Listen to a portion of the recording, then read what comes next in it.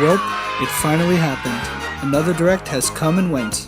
Fans are happy, most of them I believe. I'm very happy, and we can all rejoice and finally be put to rest. Lord Father in heaven, blessed be his name, thy kingdom come. Nintendo Directs are always an event that is looked forward to for Nintendo fans. While it's been a point of debate as to the quality of each Direct for some, I believe that most individuals get relatively satisfied with the games being shown off. It's important to remember that video games span oceans of demographics. A random RPG that you gloss over can be little Johnny's dream come true. It's important to remember that everyone has different opinions and tastes when it comes to their favorite forms of entertainment, and I try my hardest to really remember that fact when watching these Directs. However, it's also important to criticize Nintendo as a company and not just blindly accept everything they create. They are a company first and foremost after all, and as a lifelong fan of the company myself, I think it's healthy to point out when they screw up and to encourage growth. But all things considered, Nintendo really did a great job with this Direct. A bunch of heavy hitter franchises got some surprising reveals, and I find it odd when I see some people call this Direct mid.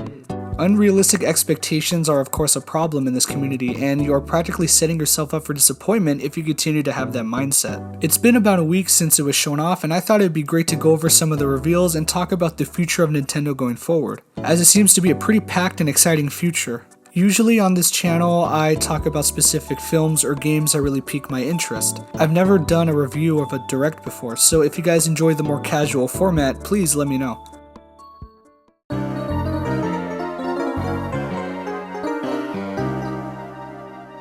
Kicking off the Direct with the reveal of a new Mario & Luigi game was a great call. After the closure of Alpha Dream in 2019, the future of this RPG series was very bleak, which was a shame because they are some of the most creatively driven RPGs I've ever had the pleasure of playing. Bowser's Inside Story for the 3DS was a pretty great remake overall, but most fans really were looking forward to a new entry, specifically on new hardware. And thankfully, Nintendo was very prescient about the series' popularity and showcased it first. Bowser's Inside Story was my personal gateway into the series, and I have really enjoyed each title ever since. The biggest strength of these games are the innovations to traditional turn-based combat. Having to successfully time hits was always the most fun part about these games, and many gimmicks and minigames were also an extra treat that added to its personality. The biggest strength is also the music, with a much more lighthearted and sometimes darker tone that blends well into its compositions, creating very catchy tracks along with some really emotional compositions that I still remember to this day. The new game looks to capture that charming personality from the first 3 games, and thankfully it didn't abandon new character designs and new locations. That was everyone's biggest complaint with Paper Jam from what I remember,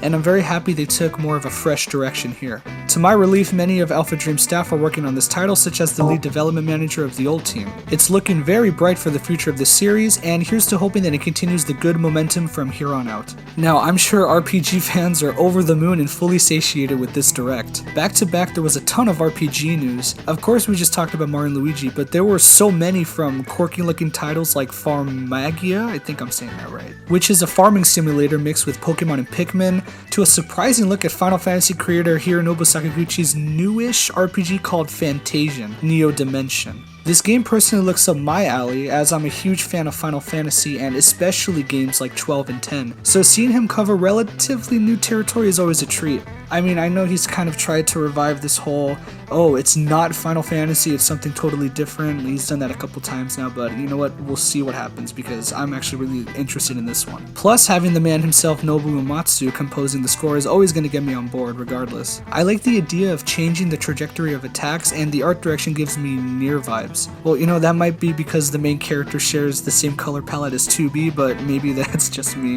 One big reveal was a continued look at the Dragon Quest III remake, which they also revealed to be giving 1 and 2 a similar treatment. Now, I have never personally played a Dragon Quest game in my life. Maybe I'll check it out one day, as the art direction looks absolutely gorgeous, but I just kept thinking to myself in the back of my head, when for the love of all that is holy will they give Chrono Trigger the same treatment? I want to talk about this real quick. It's been almost 7 years since the last release of the game, which was a very janky port on Steam at the time. The last amazing release was the DS version of the game, and it was absolutely fantastic, giving us a new different UI, a great implementation of the 2 screens, a nice selection of artwork, and a new extra mode where you could like make your own Pokemon battles. Everything about that version was fantastic. So here's to hoping that one day this game can finally grace new generations of players with a remake of some kind, especially in this art style.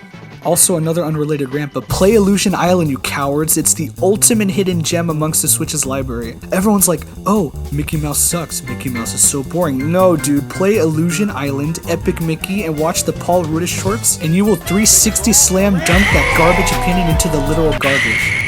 Anyways, one of the bigger reveals during this event was a surprise look at a brand new classic Zelda entry called Echoes of Wisdom, which looks to be a direct sequel to what they had in the Link's Awakening remake. I know the art style at first kind of turned some people away, but I really find it very charming. The Link's Awakening remake was very well done and delivered a very faithful remake while also expanding upon the original game's strengths. The biggest pull, no doubt, is finally being able to play as Zelda, which is a first time for the mainline series, if we aren't counting the spin-off games. It's great to finally play as the main girl the entire franchise was named after, and it's certainly been a long time coming. One thing I really appreciate about the Zelda staff is its emphasis on maintaining the two versions of Zelda, the traditional and the 3D. It's wonderful to see them continue to innovate the traditional top-down style, and it only makes me envious that other developers don't have the same level of respect and love for their series' roots. I'm looking at you, Capcom. If Nintendo can continually give us both top-tier Zelda experiences at the same time, why can't they continue to make fixed camera angle games for Resident Evil?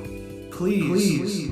A lot of other notable releases were the re-release of Donkey Kong Country, which is great. I've seen a lot of people complain about how they didn't overhaul the graphics on this one, but the original game still looks pretty good. The art style really keeps it looking amazing despite being on decade-old hardware. Seeing more of Luigi's Mansion 2 and its re-release is also wonderful, and a part of me is hoping and praying we can get that fantastic remake of the first game ported to the Switch.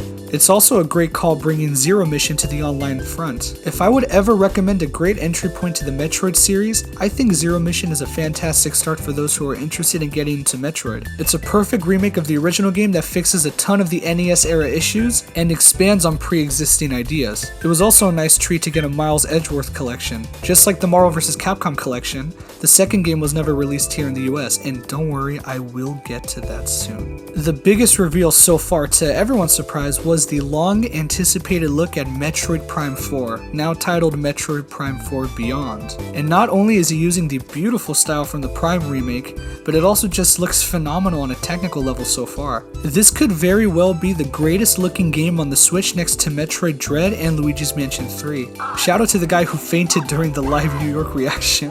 It's certainly been a long time coming, but Metroid is finally getting the respect it deserves. Metroid Dread to this day is one of the best games I've ever had the pleasure of playing.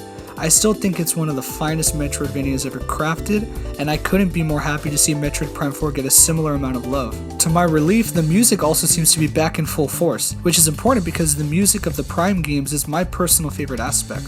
I've noticed a trend with this direct in particular. So many underdog IPs got their return. Mario and Luigi came back, Marvel vs. Capcom is back, don't worry, I'll get to that, and Metroid Prime was confirmed to still be a thing that's happening. It's been in development hell for God knows how long, but here's to hoping it can blow everyone's minds just like how Metroid Dread did beforehand. After looking back at this direct, I seriously cannot sit here and think to myself that it was mid at all. And I personally predict that this specific direct is gonna go down in history as one of the best, but you know, I feel like I'm missing something. One specific reveal.